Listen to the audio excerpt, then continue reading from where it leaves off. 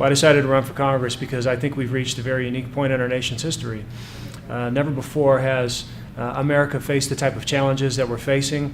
I think they cross party lines. I think it's important that now more than ever we're able to send people to Washington who offer a very practical and pragmatic approach to solving these frankly monumental problems. Some of those would be the fact that this is the worst recovery on record. That's not hyperbole. That's unfortunately, that's just truth.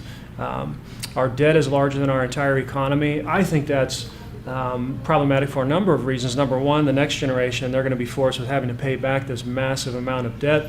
But more so, it threatens our economic security. And I think that's incredibly important given the fact that middle-class families are struggling now more than ever.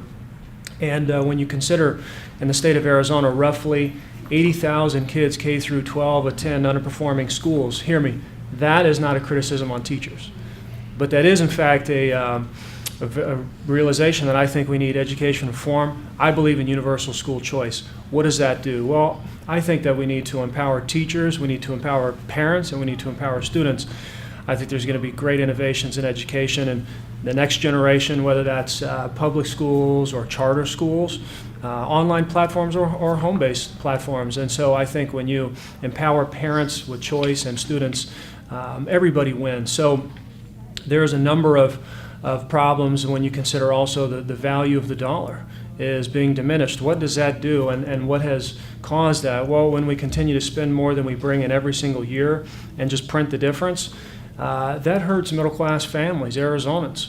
I think that the backbone of our economy, middle-class Arizonans, it's harder and harder for them to put food on the table, to provide for their families, to squirrel some away for retirement or to be able to pay for college education. The costs for these things are going up every single year, going in the wrong direction. And again, this is a bipartisan problem. So I'm of the thought that the next generation of leaders who step forward, hopefully I'm in that category, is able to come to the table, have a conversation and say, okay, how are we going to approach these issues and solve these problems? Because at the end of the day, it's not about me. It's not about anybody in office. It's about the families that we represent, period.